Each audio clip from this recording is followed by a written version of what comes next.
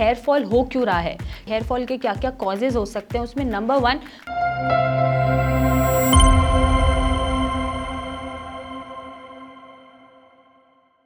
सबसे बड़ा सवाल जब हेयर फॉल हमारा शुरू होता है वो यही आता है कि हेयर फॉल हो क्यों रहा है, क्या ये जेनेटिक है या ये ऐसे ही हो रहा है और ये अचानक से शुरू क्यों हो गया। और नमस्कार, मैं डॉक्टर मेघा चतुर्वेदी आज आपके इन क्वेश्चन के आंसर्स करूंगी। तो सबसे पहले हम समझें कि हेयर फॉल के क्या क्या कॉजेज हो सकते हैं। उसमें number 1 of course genetic factors होते हैं। अगर आपकी फैमिली हिस्ट्री में रहा है कि अर्ली एजेस में हेयर फॉल शुरू हो जाता है, बालनेस आ जाती है, या अप टू 3 जनरेशन भी ये प्रॉब्लम रही है पहले की 3 जनरेशन में, तो आपको हेयर फॉल अर्ली दिखना शुरू हो जाता है और बालनेस में कन्वर्ट हो जाता है बाय द एज। सेकेंड ये रीज़न हो सकता है कुछ स्पेसिफिक एंड्रोजन्स होते हैं जैसे DHT को हम बोलते हैं डाईहाइड्रोटेस्टोस्टेरोन। जब ये हमारी बॉडी में इंक्रीज हो जाता है, अब उस इंक्रीज लेवल के चलते हमारा हेयर फॉल ज़्यादा शुरू हो जाता है क्योंकि हेयर फॉलिकल श्रिंक हो जाते हैं और हमारी जो हेयर ग्रोथ साइकिल है वो रिड्यूस हो जाती है। नेक्स्ट एक फैक्टर होता है जीन म्यूटेशन। अगर कोई भी जीन में म्यूटेशन हो रही है ड्यूरिंग योर जेनेटिक मेकअप और स्पेसिफिकली कोई AR जीन होता है जो रिस्पॉन्सिबल होता है एक प्रोटीन बनाने के लिए जिसको हम एंड्रोजन रिसेप्टर जीन भी बोलते हैं, अगर ये म्यूटेशन हो गई है तो भी आपके हेयर फॉलिकल्स जल्दी शेड ऑफ होने शुरू हो जाते हैं और बालनेस आ जाती है और हेयर फॉल बढ़ जाता है। नेक्स्ट जो कारण होते हैं वो हो सकता है ऑफकोर्स आपका लाइफस्टाइल, कि आप बहुत ज़्यादा न्यूट्रिशियस फूड नहीं खाते हैं या कोई विटामिन डेफिशिएंसी चल रही है, प्रोटीन नहीं जा रहा है, कोई भी मिनरल डेफिशिएंट हो रहा है, खान पान अच्छा नहीं है, उसके चलते भी आपको हेयर फॉल जल्दी होना शुरू हो जाता है।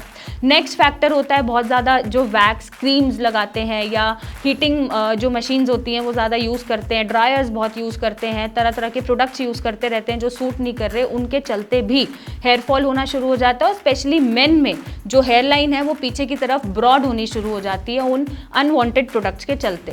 नेक्स्ट फैक्टर हो सकता है एनवायरमेंटल फैक्टर। ऑफ कोर्स जो एयर पोल्यूशन है और जो उसमें पॉल्यूटेंट्स होते हैं वो आपके हेयर को डैमेज करते हैं, आपकी ग्रोथ साइकिल को शॉर्ट कर देते हैं और आपका हेयर फॉल बढ़ा देते हैं और धीरे धीरे वो बालनेस में कन्वर्ट कर देते हैं। साथ में अगर मैं बात करूं तो स्मोकिंग या बहुत ज़्यादा अल्कोहल इंटेक या बहुत ज़्यादा बाहर का खाना भी आपके इन फैक्टर्स को एग्रावेट कर देता है।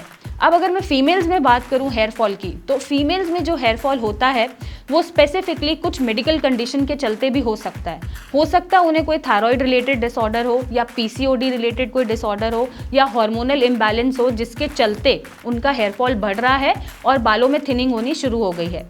साथ ही साथ आयरन डेफिशिएंसी, B12 डेफिशिएंसी और विटामिन D डेफिशिएंसी भी आपका हेयर फॉल बढ़ा देती है और बालों को थिनिंग में ले जाती है और आपके बालों की जो थिकनेस है वो रिड्यूस हो जाती है और हेयर फॉल को बहुत ज़्यादा मात्रा में एग्रावेट कर देती है।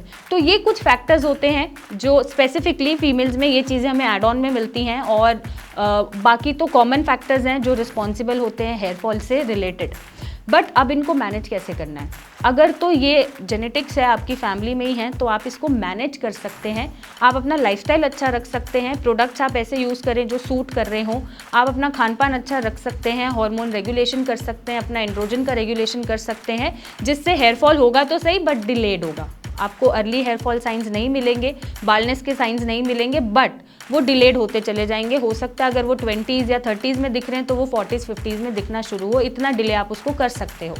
नेक्स्ट आपको क्या यूज़ करना है कि ऑब्वियसली प्रोटीन रिच फूड खाना है, क्योंकि बालों को प्रोटीन चाहिए ग्रो करने के लिए, अच्छी लेंथ लेने के लिए, थिकनेस बढ़ाने के लिए, तो प्रोटीन रिच फूड खाइए। छोटी छोटी डेफिशिएंसीज जैसे विटामिन B12, आयरन, D, इनको आप पूरा करते रहें। जिंक पूरा होना चाहिए, मैग्नीशियम पूरा होना चाहिए, जिससे आपका हेयर फॉल का जो ग्रोथ साइकिल है वो एक्सटेंडेड रहे और हेयर फॉल ना हो। नेक्स्ट आपको ध्यान रखना है कि बहुत सारी जो मशीन्स हैं जो आप स्टाइलिंग करते हैं, आप हीट बहुत यूज़ करते हैं, वो आप अवॉइड करें। बहुत ज़्यादा ड्रायर्स, वैक्स, क्रीम्स इन पे ना जाएं। नेचुरल प्रोडक्ट्स पे लिमिटेड रहें और जो प्रोडक्ट आपको सूट कर रहे हैं उन्हीं पर आप लिमिटेड रहें। किसी के भी सुनने में आप कोई भी प्रोडक्ट यूज़ ना करें। जो आपको सूट कर रहा है, नेचुरल इंग्रेडिएंट से भरा है, सल्फेट फ्री है, केमिकल फ्री है, उन्हीं प्रोडक्ट्स पे आप जाएं।